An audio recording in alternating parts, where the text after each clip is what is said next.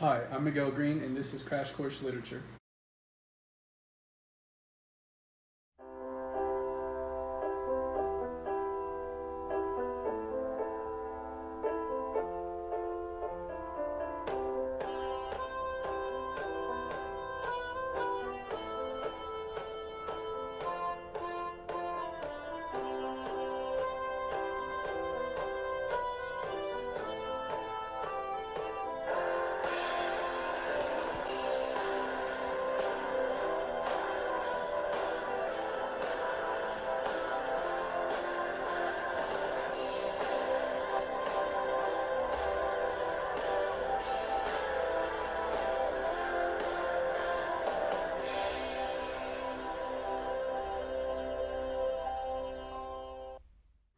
Typically, when you think of a tragic play written by William Shakespeare, it includes common themes of betrayal, character flaws, and an ending that somehow includes death, whether it be one person or everyone and their mom.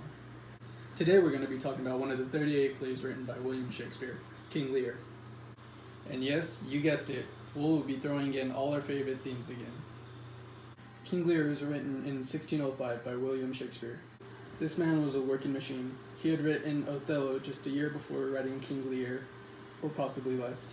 He also began writing another one of his plays, Macbeth, a year after he wrote King Lear.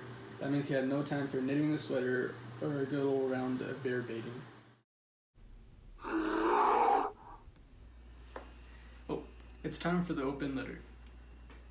An open letter to parents. But first, let's see what's in the secret compartment.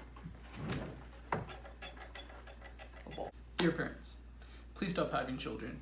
I mean, they're nice and all when they're babies and stuff, but then it gets real bad, real fast. Not to disregard perfect parenting or anything, but please pay more attention to your children. Even if you buy them some toys, or even split up half your kingdom between them, more than likely, they're gonna betray you, get you blinded, and possibly even lead to your death. Just like in this play, you really don't want to end up like King Lear. Be more observant. Best wishes, Miguel. The play King Lear begins with the king, obviously, and his three daughters, Goneril, Regan, and Cordelia. In order to figure out how he's going to split the kingdom between them, he decides to make each of the girls profess how much they care for their father, King Lear. Because of course, that is the best way to determine how much your family cares about you, and no one is going to lie to your father, of all people. But little did King Lear know that his eldest daughters, Goneril and Regan, were plotting against him. In his bright mind, due to the lack of expression from Cordelia, he finds it best to split her part of the kingdom between his eldest daughters, Goneril and Regan. Kent, a nobleman, loyal to King Lear, advises against the banishment of his daughter, but, of course, instead of listening to him, he decides to ban Kent as well. Even though she was disowned, the King of France still takes her in to be his lawfully wedded wife, and they leave, and everyone lives happily ever after. Not. I almost forgot. Good old Gloucester and his illegitimate son. Gloucester is a nobleman and an earl to King Lear, who has two sons, one named Edgar and the other one named Edmund, who was brought to life by his father's act of adultery. Family ties, am I right? Kent dresses as a peasant after being banned, and King Lear soon realizes his mistake. He goes to live with Goneril and her husband, the Duke of Albany. She and her servant Oswald treat King Lear poorly and even fires half of his knights. While this neglect continues, King Lear accepts the servanthood of a peasant he found on the street, aka Kent, and he is pretty harshly roasted by this fool. He is outraged by Goneril's actions and threatens her by saying, "To make this creature fruitful, into her womb convey sterility. Dry up in her the organs of increase, and from her derogate body never spring a babe to honor her. If she must teem, create her a child of spleen, that it may live and be a thwart disnatured torment to her. Let it stamp wrinkles into her brow of youth, with cadent tears fret channels in her cheeks, turn all her mother's pains and benefits to laughter and content, and that she may feel how sharper than a serpent's tooth that it is to have a thankless child." He then goes on to state that he still has one daughter that holds her affection for him. Poor guy just wants to be loved by his daughters and have all 100 of his knights by his side. He soon finds out when he gets to Regan's house that the love that he thought his daughters had for him is absent. Meanwhile, Edgar is falsely informed by Edmund that his father is very angry with him. Somehow, Edgar is gullible enough to follow Edmund's advice and go on the run. In turn, Edmund tells his father that Edgar attacked him and that Gloucester sent men out to search for Edgar. In order to avoid arrest, Edgar disguises himself as poor Tom.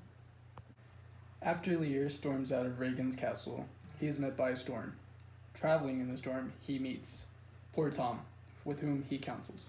Gloucester hears of Lear's struggles and decides to help him. He tells Edmund of his decision, and which was a mistake on his part. Gloucester advises Kent to take King Lear to Cordelia and the French army in Dover. Edmund, of course, tells Cornwall, Regan's husband, of Gloucester's plan, and of course, Cornwall is one of the bad guys. SMH. Upon his arrival to the castle, Gloucester is arrested for treason and his eyes are gouged out, which was the idea of his son Edmund. What a sweet son. And somehow, at the end of all this, Cornwall gets killed.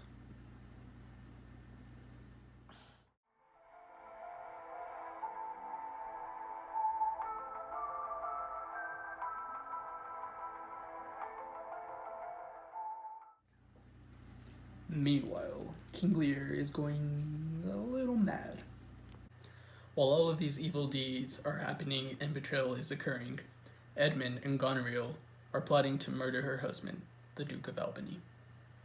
Edmund is a sneaky little snake who tries to cut it up with Regan as well. And that's the tea, sis.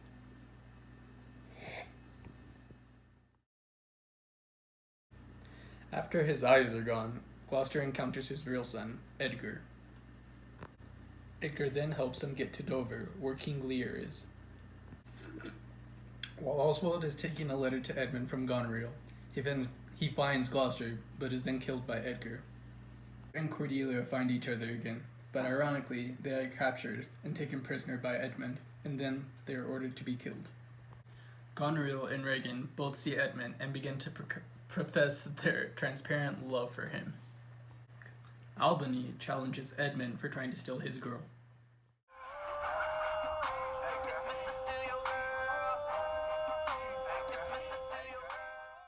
Edgar tries to get it in the middle of all this fight. Regan is poisoned by Goneril, and Goneril takes her own life.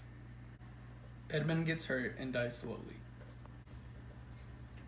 Edgar reveals his true identity, and he is not actually poor Tom. Gloucester dies out of joy and shock. Before they could stop it, Cordelia is executed, and King Lear dies out of grief as a result of her death. This leaves Edgar, Kent, and the Duke of Albany left. The moral of this story is to show the unreliability of the hierarchy in the Elizabethan era. Also, Shakespeare uses this play as a warning to not be so quick to judgment, as Cordelia, Kent, and Edgar were falsely portrayed as by others.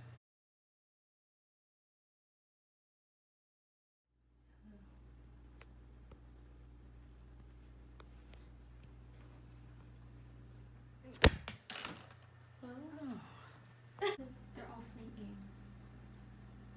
I was not play snake games. You can't just put it in someone's face. Who taught you It's that, not Teal? in your face. Yes, it is. You made me die.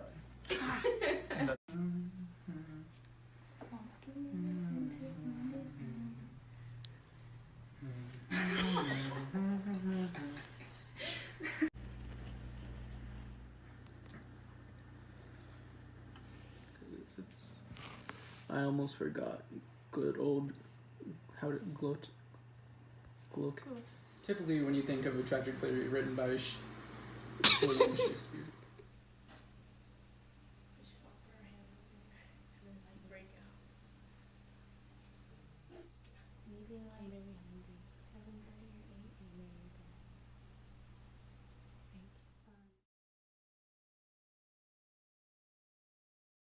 This crash course video is produced and directed by us.